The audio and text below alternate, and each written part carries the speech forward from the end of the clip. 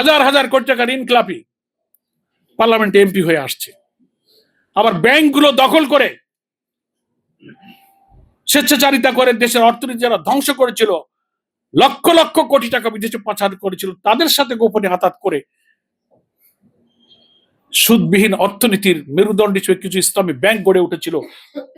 Combinedly সেই ব্যাংকগুলোকে ধ্বংস করার দিকে আপনাদের ইচ্ছা মতো যাকে তাকে বাংলাদেশ ব্যাংকের গভর্নর চেঞ্জ করছে, ওকে ওএসডি করো, ওকে বদলি করো, ওকে রিজাইন করো। 2 মাস যে পারেনি সারা দেশে দখল, বদলি, পোস্টিং এগুলো শুরু হয়ে গেছে।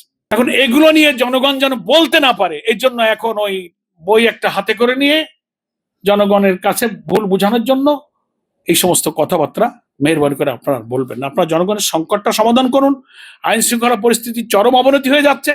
সে আগের মতো আমরা ভেবেছিলাম রাজনীতিতে পরমাৎ সহিষ্ণু হবে, কেউ কারো উপরে হামলা করবে না, আক্রমণ মারামারি হবে না, মানুষ ডেমোক্রেটিক রাইটকে এনজয় করবে, সংবিধানের সভা সমাবেশ মিটিং মিছিল আর্টিকেল 36, 37, 38 যে সমস্ত অধিকারের কথা বলা হয়েছে এনজয় করবে। সেই বাংলাদেশ বোধহয় নতুন ফিরে পাবো। আল্লাহ, এখনই আপনি বিরোধী দলের মিটিং এ বাধা দিচ্ছেন, অফিস হামলা করছেন, ভাঙচুর করছেন।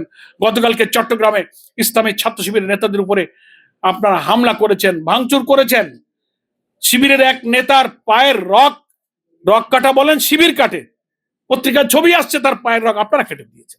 তা এখন ব্যর্থতা ঢাকার জন্য সহিংসতা, সন্ত্রাসের দিকে দেশের মানুষকে দয়া করে ঠেলে দেবেন না।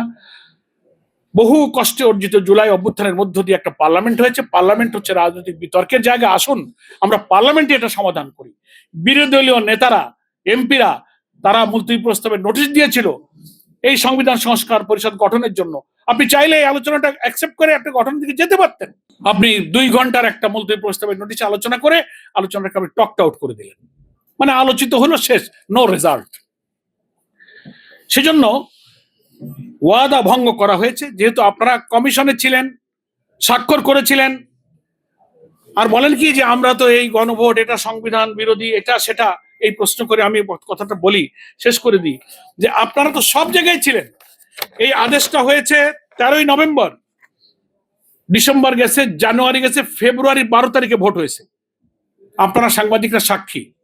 ওনারা যে রাষ্ট্রপতির আদেশ মানেন না, গণভোটের ফলাফল মানবেন না, নোট অফ ডিসেন্ট ছাড়া আমরা রাজি হব না, রাষ্ট্রপতির আদেশ অবৈধ, ওনার এখতিয়ার নেই, এখন যেসব কথা বলেন সংবিধান দেখে, আপনার 4 মাসে কোনোদিন কোনো কথা বলেননি কেন?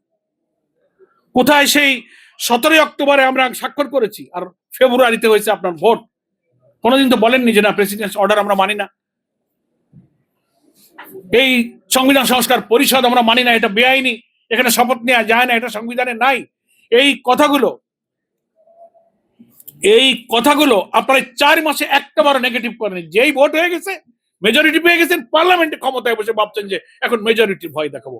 আপনার যে আসনের মেজরিটি, এইটা মেজরিটি নয়। 5 কোটি মানুষ ভোট দিয়ে 3 কোটিকে পরাজিত করেছে, ওটি হচ্ছে মেজরিটি।